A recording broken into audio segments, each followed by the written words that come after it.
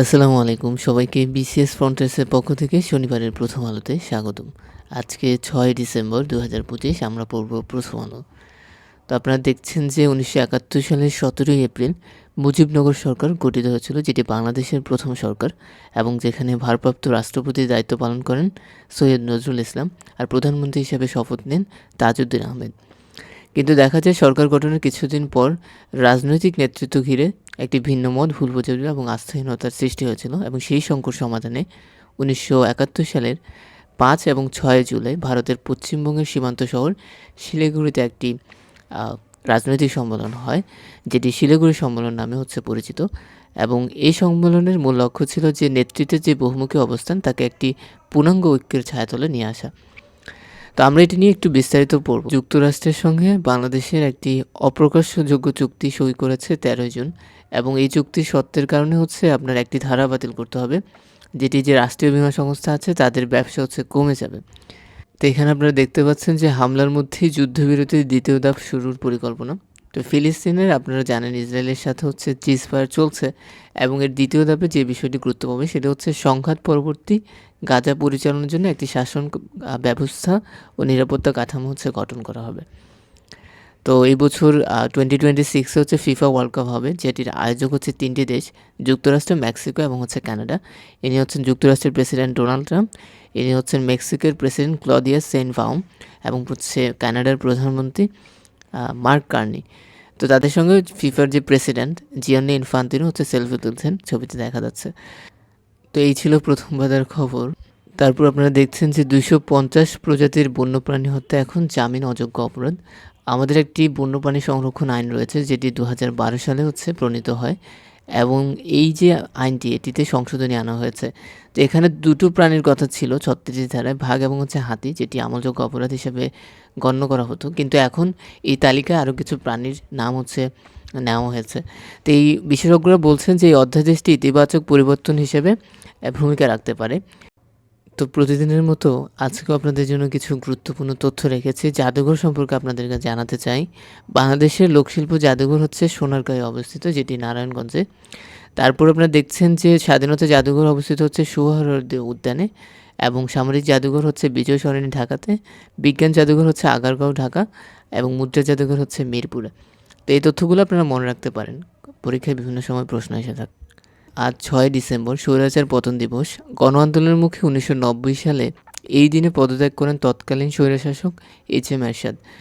তো তিনি ১৯৮২ সালে ২৪শে মার্চ রাষ্ট্র ক্ষমতা দখল করেছিলেন সামরিক আইন জারির মাধ্যমে এবং অবশেষে ৬ ডিসেম্বর ১৯৯০ সালে তার পতন হয় এবং স্বৈরশাসক এরশাদের পতন পরবর্তী সময়ে ৩ জোটের বহুল্য আলোচিত রূপরেখার বাস্তবায়ন হয়নি। পূর্ণ গণতন্ত্র, কার্যকরী জাতীয় সংসদ, নাগরিকের মৌলিক অধিকার, আইনের শাসন ও সুশাসন নিশ্চিত করার বিষয়গুলো কার্যত অধরা রয়ে গেছে। তো এখন আমাদেরকে খুব শক্ত ভূমিকায় থাকতে হবে যাতে জুলাই সনদের যে আকাঙ্ক্ষা সেটি বাস্তবায়িত হয়। তারপর আপনারা দেখছেন যে চট্টগ্রাম বন্দর বিদেশিদের ইজারা দেওয়ার আলোচনা চলছে।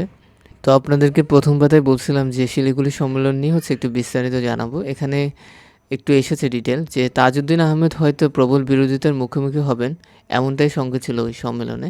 কিন্তু দেখা যায় যে তিনি শেষমেশ সবাই যে আপনার স্বাধীনতার স্বপ্নের সামনে সবার যে ব্যক্তিগত অবস্থান সেটি খুব নগণ্য প্রমাণিত হয় এবং সবার শেষে সিদ্ধান্ত চূড়ান্ত হয় যে প্রবাসী সরকারই হবে মুক্তিযুদ্ধ পরিচালনার সর্বোচ্চ নেতৃত্ব এবং নির্বাচিত প্রতিনিধিরা তাদের সঙ্গে কৌশলগত সমন্বয়ে কাজ করবেন।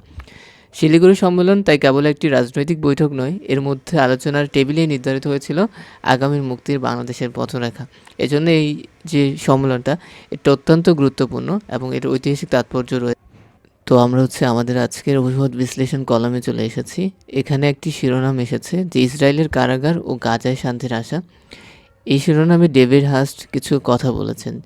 তো ইসরায়েলের কারাগারে অনেক ফিলিস্তিনি বন্দী আটক আছে এবং তারা ক্রমাগত নানা নির্যাতনের শিকার হচ্ছেন।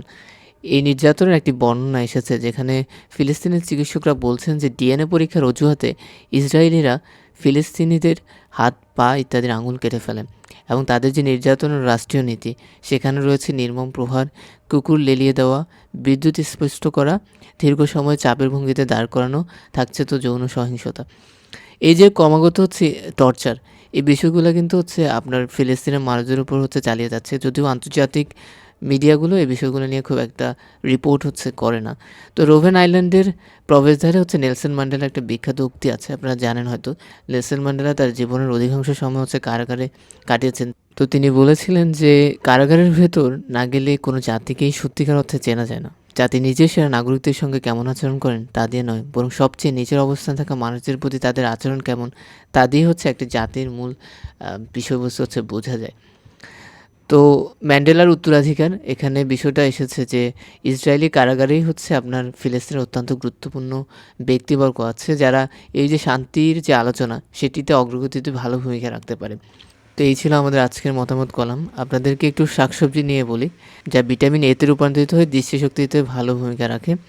এরপর আপনারা দেখছেন যে আপনার ফুলকপিতে এই ধরনের খাদ্যে গ্লুকোসিনালেট ও কার্বন সি ইন্ডল নামে হচ্ছে আপনার দুটি যৌগ রয়েছে যা বিভিন্ন ক্যান্সারের ঝুঁকি কমাতে সাহায্য করে। তারপর টমেটোতে থাকে প্রচুর পরিমাণে অ্যান্টিঅক্সিডেন্ট এবং হচ্ছে আপনার লাইকোপেন হচ্ছে লাল রঙের জন্য দায়ী, এটা মনে রাখতে পারেন।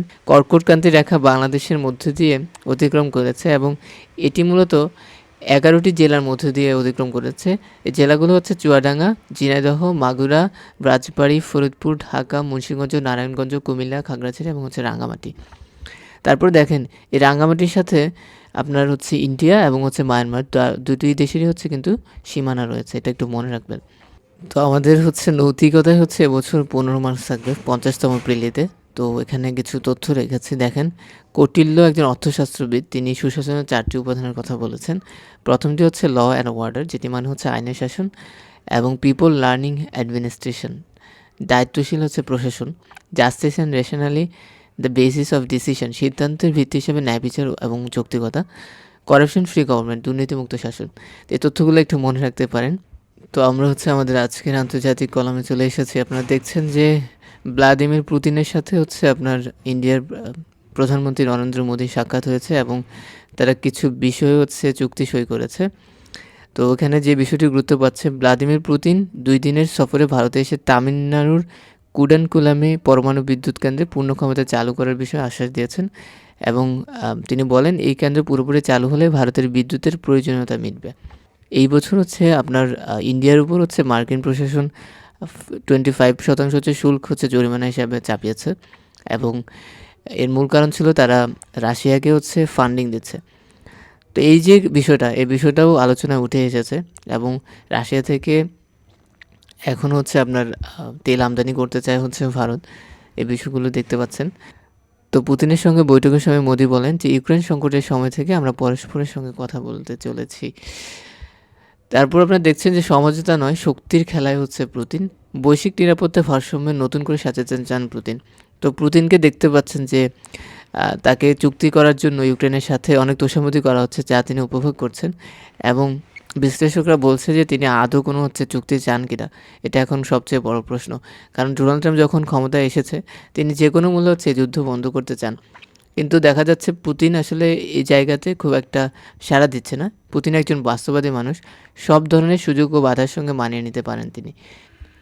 তো আমরা হচ্ছে আমাদের আজকের মতামত কলামে চলে এসেছি। আপনারা দেখছেন যে চাঁদাবাজি এবং স্বজন তোষণ, এ দুটি আমাদের ব্যবসা বান্ধব পরিবেশে সবচেয়ে বেশি প্রতিবন্ধক হয়ে দাঁড়িয়েছে এবং রিসেন্টলি একটি আলোচনায় আমাদের ব্যাংকের গভর্নর আহসান মনসুর বলেন যে দেশে একদল চাঁদাবাজি থেকে সরে গেছে, আরেক দল সেটা দখল করেছে। তখন এটি কেবল একটি মন্তব্য থাকে না, এটি বিদ্যমান রাজনৈতিক সামাজিক ব্যবস্থার প্রতি এক কঠিন অভিযোগ হয়ে দাঁড়ায়। গভর্নরের স্পষ্ট ইঙ্গিত, রাজনৈতিক বন্দোবস্ত পরিবর্তিত না হলে দেশের অবস্থার পরিবর্তন ঘটবে না।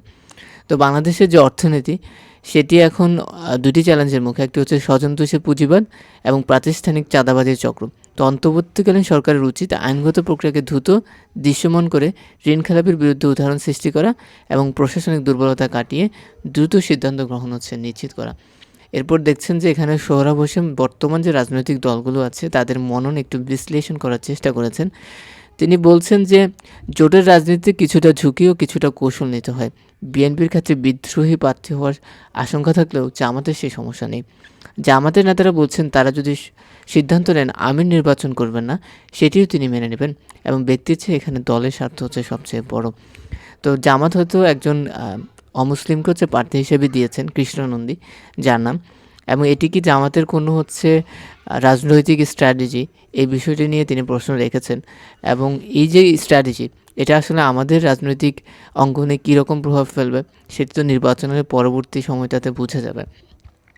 তারপর আপনারা একটা বিষয় দেখেন, এখানে খুলনার যে কয়রা উপজেলা সেটি দেশের অন্যতম নদী ভ্রমণ এলাকা। তো আপনারা এখানে আরেকটি কলাম দেখতে পাচ্ছেন যে স্বার্থে দ্বন্দ্ব, দুই উপদেষ্টায় ক্ষমতায় থাকা নিয়ে কিছু প্রশ্ন এবং বিতর্ক। ক্ষমতা আসলে মানুষকে পরিবর্তন করে দেয়। আপনারা দেখেন অন্তর্বর্তী সরকারে দুইজন উপদেষ্টা রয়েছেন, একজন মাহফুজ আলম আর একজন আসিফ মাহমুদ আলী। আর তিনি হচ্ছেন আপনার ছাত্রদের প্রতিনিধি হিসেবে কিন্তু তারা সেখানে আছেন। একজন এখন খুব কনফিউজ যে তিনি নির্বাচন করবেন কিনা। আরেকজন হচ্ছে আসিফ মাহমুদ সজীব ভুঁইয়া, যিনি নির্বাচন করবেন এবং বলেছেন যে নির্বাচনের তফসিল ঘোষণার আগে তিনি সরকার থেকে পদত্যাগ করবেন। তবে কোন দল থেকে তিনি নির্বাচন করবেন সেটি এখনও নিশ্চিত নয়। তো অন্তর্বর্তীকালীন সরকার গঠিত হয়েছে হুবহু হচ্ছে আপনার তত্ত্বাবধায়ক সরকারের আদলে, যেখানে সরকার ব্যবস্থা একদম নির্দলীয় হওয়ার কথা ছিল। কিন্তু এখন যে কার্যক্রম সেটি দেখে আসলে এটাকে নির্দলীয় বলার সুযোগ নেই, এবং এটি জনমনের যে আকাঙ্ক্ষা সেটি কিন্তু বাস্তবায়নের পথে একটা বড় প্রতিবন্ধকতা। আর নতুন রাজনৈতিক যে সংস্কৃতি তৈরির কথা বলি, সেটি আসলে ফাঁকা বুলি ছাড়া আর কিছুই না। 25 অর্থনৈতিক সমীক্ষা প্রকাশিত হয়েছে, কিছু তথ্য রেখেছে আপনাদের জন্য। দেখছেন যে আমাদের সেবা খাত জিডিপিতে সবচেয়ে বেশি অবদান রাখে, এবং যেখানে এটির অবদান হচ্ছে 51.62%। আর শিল্পী ক্ষেত্রে হচ্ছে আপনার প্রবৃদ্ধি হচ্ছে 4.34%। তো এই তথ্যগুলো খুবই গুরুত্বপূর্ণ। এবং কৃষিখাতে সবচেয়ে বেশি শ্রমশক্তি নিয়োজিত, 44.67%। তো প্রবৃদ্ধির হার বলতে বোঝায় যে আপনার গত বছরের যে জিডিপি ছিল, এই বছর সেটি শতাংশ কত পরিমাণ বৃদ্ধি পেয়েছে, যে গ্রোস ডোমেস্টিক প্রোডাক্ট মানে উৎপাদনশীলতা গত বছরের তুলনায় কৃষিখাতে হচ্ছে 1.79% হারে বৃদ্ধি পেয়েছে। এবং আমাদের তিনটি বৃহৎ খাত হচ্ছে সেবা খাত, শিল্প খাত এবং হচ্ছে কৃষি খাত। তো এইগুলা হচ্ছে আপনাদেরকে মনে রাখতে হবে। তারপর অর্থ বাণিজ্য কলামে দেখছেন যে প্রবাসী আয় বড় চমক হচ্ছে কৃষি ব্যাংকের, এবং প্রবাস থেকে যে রেমিটেন্স আছে সেটার মধ্যে শীর্ষ অবস্থানে আছে হচ্ছে ইসলামী ব্যাংক, এবং দ্বিতীয় অবস্থানে রয়েছে কৃষি ব্যাংক। এবং কৃষি ব্যাংকের এই সাফল্যের পেছনে ভূমিকা রেখেছে করোনাকালে নির্বিচ্ছিন্ন সেবা। তো এই তথ্যটা ইম্পর্টেন্ট, আপনারা মনে রাখতে পারেন। অত্যাবশ্যকীয় পণ্যের নতুন আইন হচ্ছে। তো আপনারা জানেন অত্যাবশ্যকীয় পণ্যের তালিকায় আছে 17টি পণ্য, এখানে আরও নতুন 3টি হচ্ছে পণ্য যুক্ত করা হয়েছে। 17টি পণ্য হচ্ছে আপনার পেঁয়াজ, রসুন, ঢাল, ছোলা, শুকনা মরিচ, দারুচিনি, লবঙ্গ, এলাচি, চিনি, লবণ, আদা, হলুদ, তেজপাতা। কিন্তু নতুন আইনে হচ্ছে আপনার চাল, গম, আটা এগুলোকেও হচ্ছে, এবং হচ্ছে আলুকে হচ্ছে অত্যাবশ্যকীয় পণ্য হিসেবে যুক্ত করা হচ্ছে।